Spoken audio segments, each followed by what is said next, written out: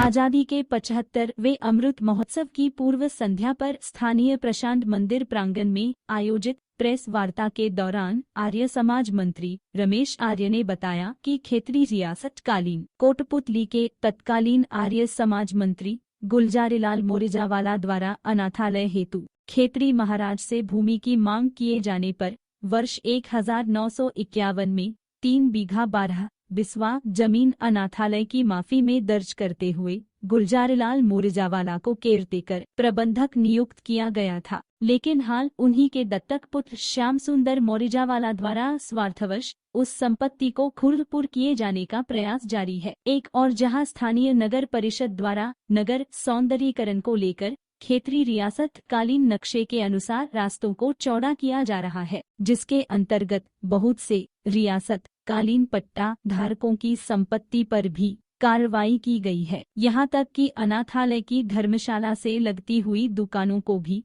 ध्वस्त कर दिया गया है। नगर परिषद प्रशासन से अपील है कि अनाथालय को उसकी यथास्थिति उपलब्ध करवाने का कष्ट करे। प्रेस वार्ता को आर्य समाज के मंत्री रमेश कुमार आर्य, अशोक आर्य एवं आर्य समाज सन्यासी महात्मा ओम मुनि ने संबोधित करते हुए कहा कि इस हेतु यदि धरना आंदोलन करना पड़े तो आर्य समाज वह भी करेगा। उस समय 1966 में 1.5 रुपए के स्टाम्प पेपर पर ये लिख के दिया, जिसकी भाषा में आपको पढ़ के सुनाऊं। इसमें लिखा है, मैं गुलजारीलाल पुत्र परशुराम मोरिजावाला महाजन कोटपुतली राजस्थान का हूँ, जो कि यह मकान जनहितार्थ बनाए जा रहे हैं।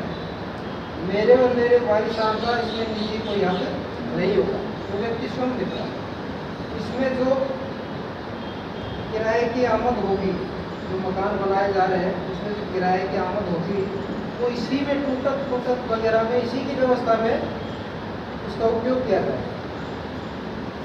फिर आगे लिखते हैं, इसमें इंतजाम वास्ते एक पब्लिक कमेटी बना दी जाए, और यदि वो पब्लिक कमेटी इसका दुरुपयोग करती है तो उसको पब्लिक को अधिकार दिया है कि वो पब्लिक उसको हटाकर व्यवस्थाएं अपने हाथ में दे।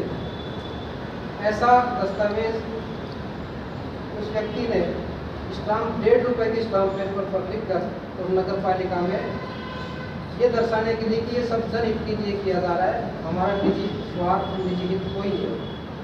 इस तरह का दस्तावेज उन्होंने दिया। बात यही नहीं है, उसके बाद भी नगर पालिका में कई उनकी तारीखें पेशी पड़ी, उन पर उनके जवाब आदान प्रदान हुए। उस जवाब में भी उन्होंने लिखा कि यहाँ धर्मशाला का पत्थर लग रहा है दरवाजे पर, और उसमें रूढ़मल जी वानप्रस्थी रह रहे हैं, जैसे हमारे वानप्रस्थी सन्यासी अब हैं, इसी तरह से उसमें ठहरते थे। यहाँ रोज सत्संग हवन होता रहता है, कोई भी मुसाफिर ठहर सकते हैं, इन पर कोई फीस नहीं है। इसका मतलब ये सार्वजनिक जगह थी, और व्यक्ति खुद लिखकर दे रहा है, स्टाम्प पर देखकर लिखकर दे रहा है, और बाकायदा लिखा है कि आर्य धर्मशाला का पत्थर वहाँ लगा हुआ है।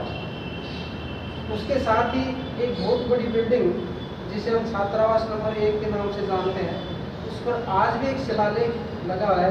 आप सबसे निवेदन करूँगा आप सब देखें, उस पर भी ये लिखा है कि ये आर्य भवन जनहितार्थ श्री रूढ़मल जी वानप्रस्थी की प्रेरणा से बनवाया गया। संवत 2005 में बनवाया गया। और उसके बाद में उसको यहाँ पे जो बच्चे पढ़ते थे उनकी ठहरने की व्यवस्थाएं थी। कालांतर में जब यहाँ कॉलेज खुला तो उस हिस्से को कॉलेज के लिए छात्रों के लिए वो दे दिया गया। जब हमने कॉलेज से पता किया, उनके पास भी ऐसा कोई दस्तावेज नहीं था कि वो छात्रावास को कहीं सरकारी तौर पर वो जमीन मिली हुई है। यानी कि ये दर्शाता है कि ये सारी जमीन पूरी इस अनाथालय के नाम की।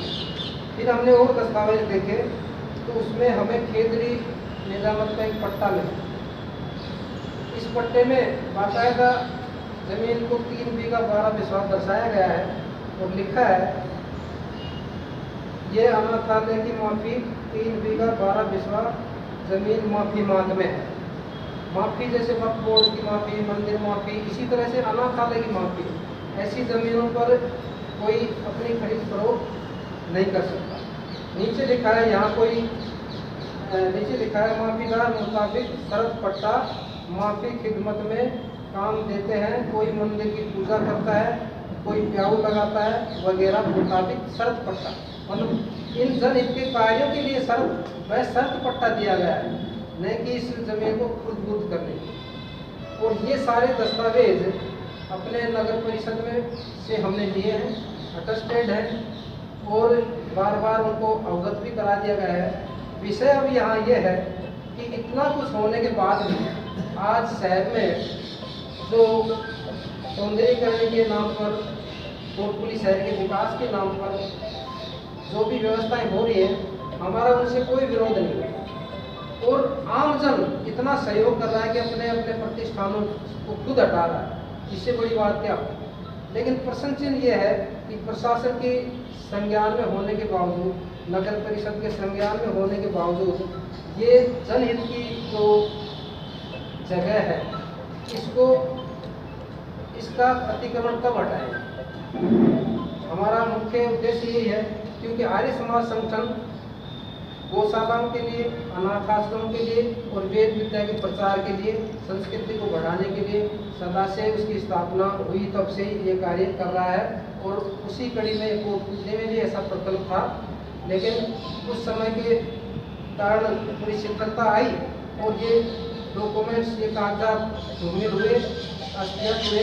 लेकिन आज पुनः हमने इसको संग्रह किया है और इस लड़ाई को हम लड़ रहे हैं। आप मीडिया कर्मियों के माध्यम से मैं यही कहना चाहता हूँ कि ऐसी जानकारी हम व्यक्तिगत तौर पर तो हम उनको दे ही चुके और समय समय पर उनको बताते भी रहते हैं, लेकिन इस पर कोई कार्रवाई नहीं हो पा रही है। इसलिए आज आपको हम ये हमारी बात रखने की यही औचित्य था कि कोटपुली में एक अनाथ आश्रम है, उसको बचाने की मुहिम हम पिछले 8-10 साल से चला रखी है।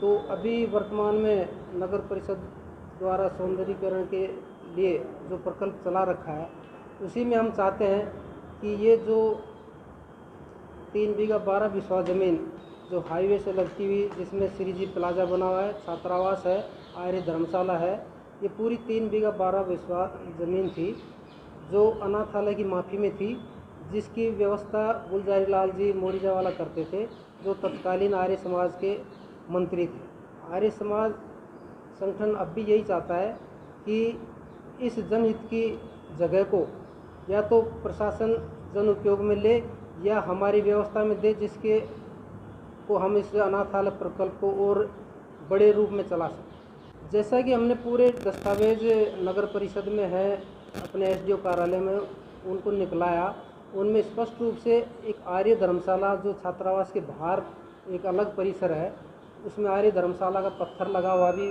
दर्शाया गया है, वो जिसमें साधु सन्यासी भी ठहरते थे, उसके सामने जो दुकानें थी वो प्रशासन द्वारा अभी तोड़ दी गई।